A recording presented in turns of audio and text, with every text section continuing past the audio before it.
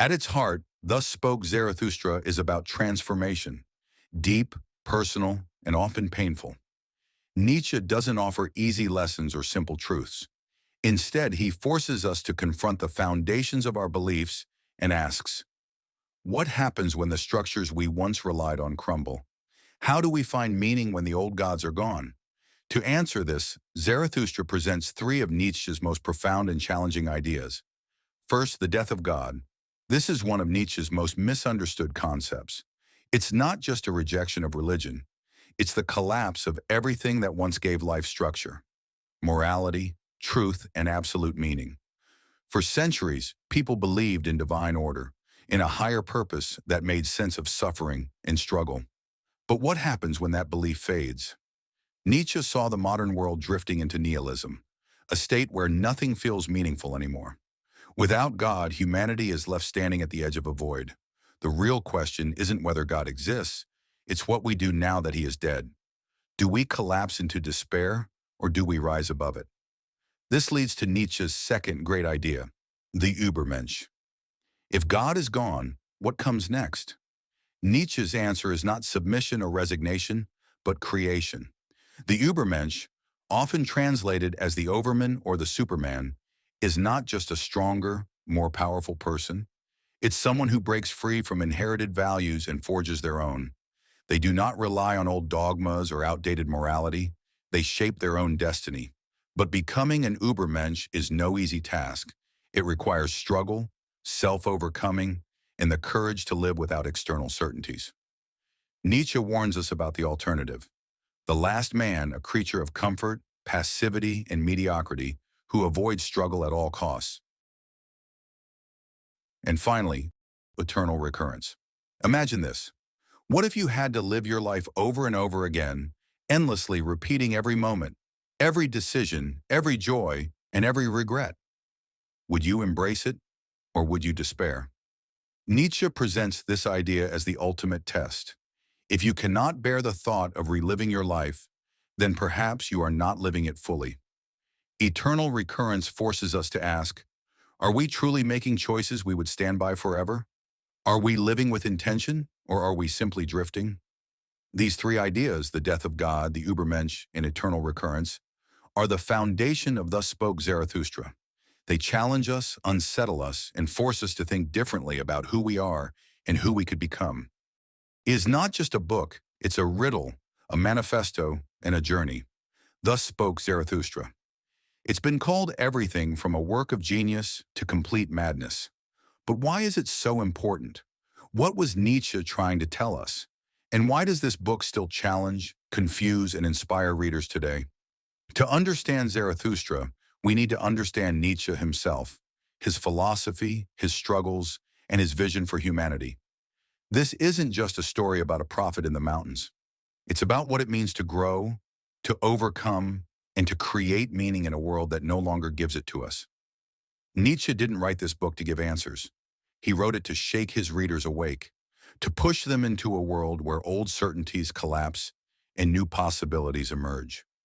At its core, Thus Spoke Zarathustra is about transformation, the painful, exhilarating process of becoming something greater. It challenges us to break free from inherited beliefs, to abandon comfort, and to embrace life's chaos with open arms. But Nietzsche doesn't make it easy.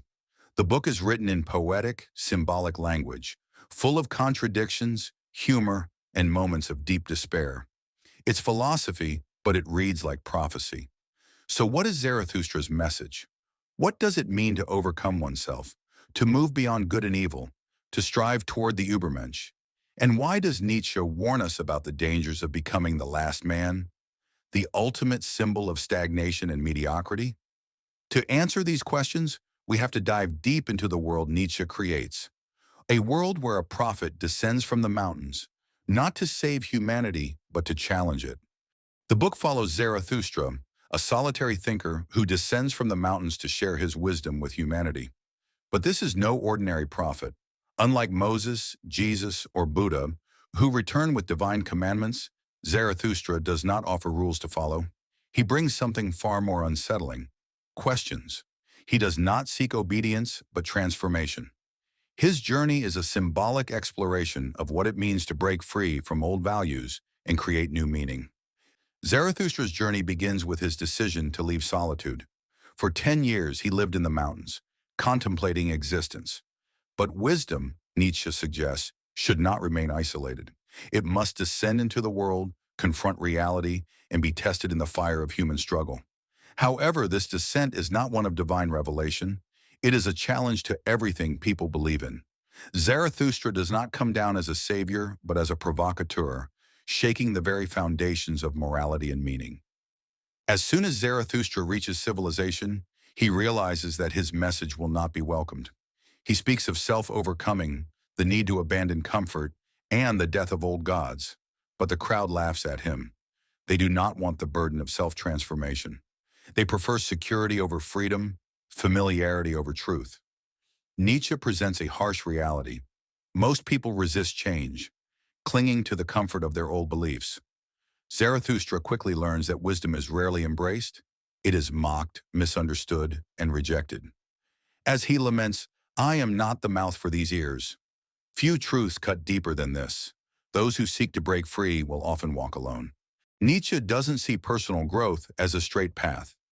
It is a painful, transformative process that requires destruction before creation. One of the most powerful and poetic passages in Thus Spoke Zarathustra is the metaphor of the Three Metamorphoses, which describes the evolution of the human spirit. The camel. The journey begins with burden and obedience. The camel represents the weight of tradition, morality, and societal expectations. It is the stage of humility where one accepts inherited values without question. The camel carries its load willingly, just as most people live under the weight of cultural and religious norms without challenging them. But Nietzsche argues that this is only the beginning of transformation. What is heavy? Thus asks the weight-bearing spirit. Thus it kneels down like the camel and wants to be well laden. The camel accepts the burden, seeking meaning in duty and sacrifice. But this stage cannot last forever. The lion. At some point, the burden becomes unbearable, and the spirit must rebel. The camel transforms into a lion, a creature of strength and defiance. The lion roars, rejecting external authority, breaking free from the old rules that once dictated its existence. This is the spirit of revolution, of saying no to the past. However, rebellion alone is not enough. If all we do is destroy, we remain trapped in the shadow of what we reject. True freedom requires something more. As Zarathustra says, to create new values that even the lion is incapable of, but to create itself freedom for new creating that the might of the lion can do. The lion has the strength to destroy, but it does not yet know how to create. The child. After rebellion comes creation. The final transformation is into the child, a symbol of innocence, playfulness, and new beginnings. The child does not carry burdens, nor does it waste energy fighting the past. Instead, it creates. It is free to shape its own reality, to give birth to new meaning. As Nietzsche writes, the child is innocence and forgetting, a new beginning, a game, a self-propelled wheel, a first movement, a sacred yes. The child represents the ultimate goal of Nietzsche's philosophy, to live with radical self-determination, beyond inherited beliefs and empty rebellion. This transformation is the heart of Nietzsche's message. Overcoming is not just about rejecting the old, it's about creating something new. We cannot stay camels forever, nor can we remain lions endlessly fighting what came before. We must become children again, bold enough to shape our own world. The concept of the Übermensch, or Overman, is one of the most commonly misunderstood ideas in Nietzsche's philosophy. Many take it as a call for domination or superiority, but Nietzsche had no interest in nationalism, race, or politics in the traditional sense. Instead, the Overman is a deeply personal ideal, a vision of a human being who has freed themselves from external constraints, embraced struggle, and forged their own path in life. When Zarathustra descends from the mountains, he does not preach commandments, he poses challenges. He looks at humanity and sees people clinging to old beliefs, afraid to let go of inherited values. But for Nietzsche, this fear is exactly what must be overcome. The Overman is not just a future possibility, it is a call to action, a demand that we each ask ourselves. I teach you the Overman. Man is something that shall be overcome. What have you done to overcome him? But what does it mean to overcome? What separates the Overman from the ordinary person? Nietzsche gives us a few key insights. Seeks no approval from society. The Overman does not look for validation.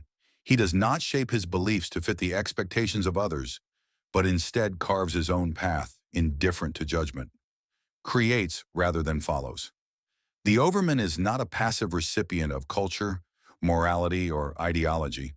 He does not simply follow what already exists. He creates something new, defining his own values. Embraces struggle as a path to growth.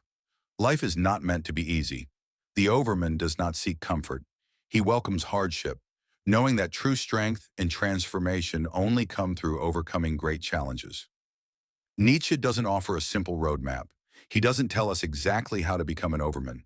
Instead, he leaves us with the question, are you willing to overcome yourself?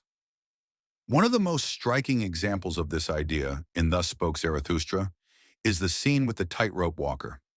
A performer attempts to cross a rope suspended high above a crowd, but in his moment of hesitation, he falls to his death. As he lies dying, Zarathustra comforts him, saying, "You have made danger your calling. There is nothing in this to despise." This moment is deeply symbolic.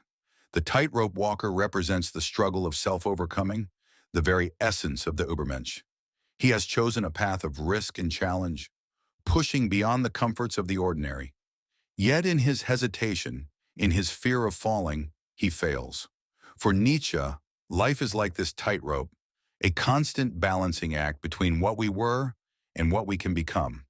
The Overman walks this line boldly, unafraid of the abyss below. Through this story, Nietzsche challenges us to embrace risks, to push beyond self-imposed limits, and to recognize that true growth comes not from avoiding danger, but from confronting it head-on. Imagine that a demon appeared before you and proclaimed, "You must live this life again and again for eternity, exactly as it is. Every pain, every joy, every moment, forever." How would you respond to such a declaration? Would you rejoice at the thought of reliving your life in its entirety? Or would you curse your very existence? This concept is known as eternal recurrence, and it is more than just a thought experiment. It is a test, a challenge. Nietzsche presents it as a way to confront the deepest question of all. Are you living a life that you would willingly choose to repeat for eternity? If your answer is no, then why not? This idea is not just about metaphysics.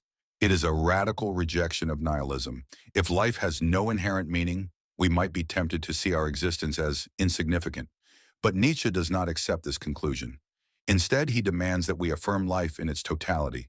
Every joy, every sorrow, every triumph, and every defeat. To embrace eternal recurrence is to say yes to life, without hesitation, without regret. Zarathustra himself undergoes this transformation. At first, he is horrified by the weight of eternal recurrence. But as he evolves, he begins to see it as the ultimate expression of amor fati, the love of fate.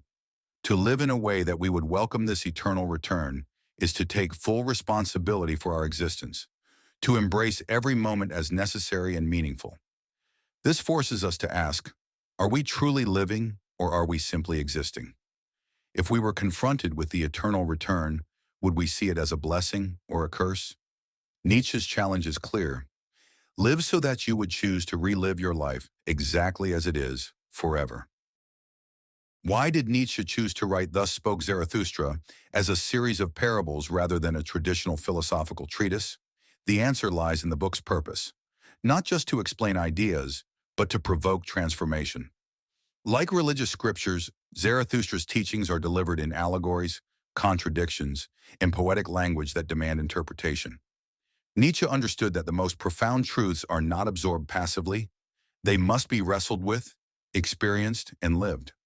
By adopting a prophetic tone, he mimics the authority of sacred texts, yet does so ironically, undermining the very idea of absolute truth.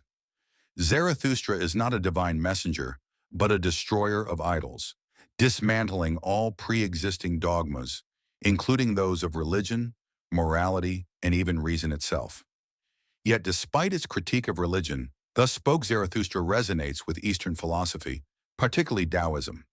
Much like Laozi's Tao Te Ching, it embraces paradox, urging us to move beyond rigid thinking and embrace flow, change, and self-overcoming.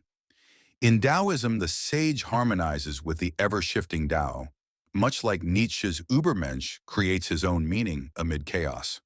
Both philosophies reject fixed truths, advocating for a life lived with spontaneity and authenticity.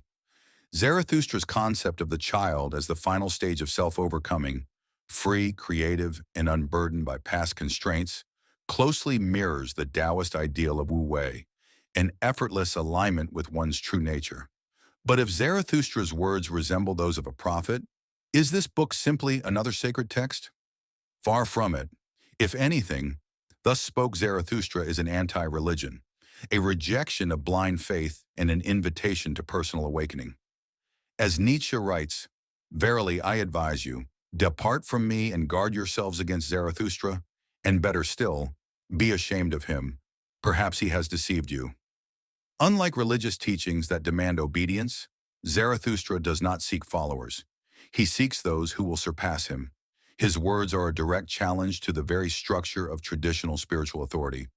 Where prophets and messiahs command faith, Zarathustra warns against it. Where religions offer eternal truths, Zarathustra shatters them. This is not humility, it is the ultimate rejection of dogma. If you take his words as gospel, if you accept them without question, then you have already misunderstood him. This moment in Thus Spoke Zarathustra is one of its most radical. Here, Nietzsche does what few thinkers dare. He dismantles even his own philosophy. He does not want his ideas to be memorized and repeated. He wants them to be tested, questioned, lived. The true disciple of Zarathustra is not the one who worships his words, but the one who outgrows them. It is a philosophy of self-creation, where meaning is not inherited but forged. In this way, Zarathustra becomes an anti-prophet. He walks the path of a teacher, but refuses the role of a master. His final lesson is to let go, to abandon even him, to stand alone, to face existence without any borrowed truths. Just as he descended from the mountains to share his wisdom, his true followers must one day ascend beyond him, finding their own way up the peaks of thought. So why is Thus Spoke Zarathustra still so relevant today? The higher we soar, the smaller we appear to those who cannot fly. Nietzsche's words echo louder than ever in our modern world. We live in a time of rapid technological progress, endless streams of information, and societal pressure to conform. More than ever, people are scrutinized for standing out, for thinking differently, for daring to challenge established norms. Social media amplifies both admiration and ridicule, and those who strive for greatness often find themselves misunderstood or even resented. Yet Nietzsche reminds us, the pursuit of something higher will always set us apart from the crowd. This sentiment is central to Thus Spoke Zarathustra, where Zarathustra himself experiences alienation when he descends from his mountain to share his wisdom with the world. He speaks of transformation, of overcoming oneself, yet the people mock him. He warns them of the dangers of complacency, yet they turn to entertainment and comfort instead of seeking deeper truths. This scene is strikingly relevant today. How often do we see voices of reason or innovation drowned out by distractions, trends, and the status quo? Zarathustra's teachings, much like Nietzsche's philosophy, are not for the masses. They are for those willing to challenge themselves. This is why his journey is not merely one of teaching, but of constant self-overcoming. He himself must learn that not all will understand his message, that not all are ready to rise above mediocrity. In a similar way, modern thinkers, artists, and visionaries often face rejection before their ideas take root. Nietzsche's Übermensch, the ideal of self-transcendence, also holds immense relevance in today's world. In a society that often rewards conformity and instant gratification, the Übermensch stands as a reminder that true fulfillment comes from creating, from evolving, from embracing struggle rather than avoiding it. Are we actively shaping our lives, or are we passively consuming what is given to us? Are we questioning the narratives we are told, or are we accepting them without thought? Nietzsche's Thus Spoke Zarathustra is much more than just a book. It's a profound challenge to each of us. Rather than dictating what we should believe, Nietzsche compels us to confront our own values, fears, and untapped potential. His work serves as a mirror reflecting our innermost thoughts and beliefs, urging us to examine the very foundations of our existence. Even in our contemporary world, Nietzsche's ideas continue to resonate deeply, pushing us to question everything around us. Are we living authentically or merely going through the motions? Are we actively growing and evolving, or are we content with just existing? Do we possess the courage to create meaning in a world that often seems devoid of it? Nietzsche did not provide easy answers. Instead, he offered us a path to explore. This journey is one of self-discovery, where we must grapple with difficult questions and confront uncomfortable truths. It is through this process that we can uncover our true selves and forge our own destinies. The enduring relevance of Zarathustra's teachings is a testament to their power. Over a century later, we find ourselves still following in his footsteps, navigating the complexities of life with the insights he provided. His call to embrace our individuality and take ownership of our lives remains as vital today as it was in his time. In a world where conformity often reigns, Zarathustra encourages us to break free from societal expectations and cultivate our unique identities. He challenges us to become the creators of our values, embracing the chaos of existence and transforming it into something meaningful. Ultimately, the essence of Nietzsche's message is a rallying cry for us all to live boldly, question deeply, and strive for a life that reflects our true essence. It is this enduring spirit of inquiry and authenticity that ensures thus spoke Zarathustra's relevance in our lives today.